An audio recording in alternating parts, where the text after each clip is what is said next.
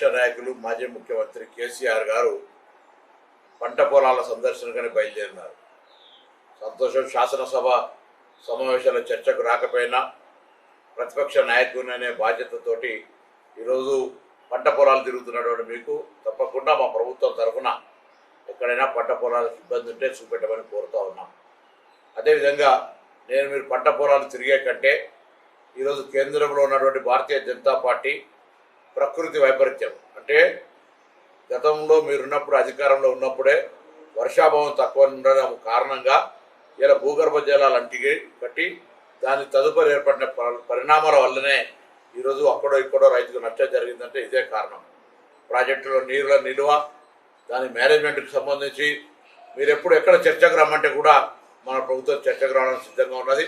మీరు అధికారంలో దిగినాడున్నటువంటి ప్రాజెక్టుల వారీగా నీటి లభ్యత, నీటి యొక్క నిల్వలు ఈరోజు మేము దాన్ని ఏ విధంగా తాగునీటి అవసరాలకు సాగునీటి అవసరాలకు వాడినామో స్పష్టంగా చెప్పడానికి సిద్ధంగా ఉన్నాం. చర్చ చేయడానికి కూడా సిద్ధంగా ఉన్నాం. కరువు కాంగ్రెస్ వారు చెప్పింది అని అంటే నాకు అర్థం కాలేదు. మీరు అనుభవజ్ఞులు అనేక రకాల ప్రజాప్రాతినిధ్యం వహించినారు.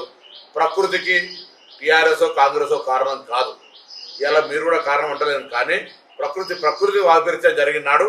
రాజకీయంగా మీరు ఒకవేళ భారతీయ జనతా పార్టీతో స్నేహపూర్వకంగా లేరన్నట్టయితే తెలంగాణ ప్రయోజనాలు తెలంగాణ రైతులు నిజంగా కాపాడాలని మీ ఆలోచన ఉన్నట్టయితే మేము కాంగ్రెస్ పార్టీగా కేంద్రం మీద ఒత్తిడి తేవడానికి ఒక ప్రణాళిక సిద్ధం చేస్తా ఉన్నాం. దయచేసి రండి. ఇది ఒక ప్రకృతి వైపరీత్యం. ఉత్తర భారతంలో ప్రకృతి వైపరీత్యాలు జరిగినప్పుడు రైతాంగానికి అనేక రకాలుగా ఆదుకున్నటువంటి ఉదాహరణలు ఉన్నాయి. ఈరోజు తెలంగాణలో జరుగుతున్నటువంటి పరిణామాల్లో నీటి లభ్యతకు సంబంధించి కావచ్చు, భూగర్భ జలాలు పడిపోయినటువంటి అంశం కావచ్చు, వీటన్నిటికీ సంబంధించిన విషయం లోపల కేంద్రం మీద ఒత్తిడి తేవడానికి మీరు రావాల్సిందిగా కోరుతా ఉన్నాం. మీ తెలుసు కరీంనగర్లో తిరిగే సందర్భంగా భారతీయ జనతా పార్టీ పార్లమెంట్ సభ్యుడు ఏది పడితే అది మాట్లాడుతూ ఉన్నాడు. రైతుల దగ్గర ముసలిక నీరు కారుస్తూ దీక్ష చేస్తా ఉన్నాడు. ఆయనకు కూడా చెప్తా ఉన్నాం, రండి. ఈ దీక్ష అనేది ఢిల్లీలో కాదు, ఢిల్లీలో మోడీ దగ్గర చేయాలి. మోడీ తెలంగాణ విభజన హామీలు అమలు చేయలే, తెలంగాణ రైతాంగాన్ని ఆదుకోవడానికి ప్రయత్నం జరగలే, తెలంగాణకు జాతీయ ప్రాజెక్టు ఇవ్వలే, మీరు ఎన్నడూ కూడా అడగలే. మీరు దానికి అడిగేటువంటి ధైర్యం కూడా లేదు. ఇవాళ నిజంగానే ప్రకృతి వైపరీత్యానికి మీరు సంబంధించి రైతుకు నష్టం జరిగిందని భావిస్తే తప్పకుండా కాంగ్రెస్ పార్టీతో రాష్ట్ర ప్రయోజనాలు తెలంగాణ ప్రజల యొక్క ఆకాంక్షలకు అనుగుణంగా నరేంద్ర మోడీ గారి దగ్గర అడుగుదాం, ముందు రిప్రజెంట్ చేద్దాం. మాకు కేంద్రంతో కొట్లాడే ఆలోచన లేదు, మాకు ఎటువంటి పేషిజం లేదు.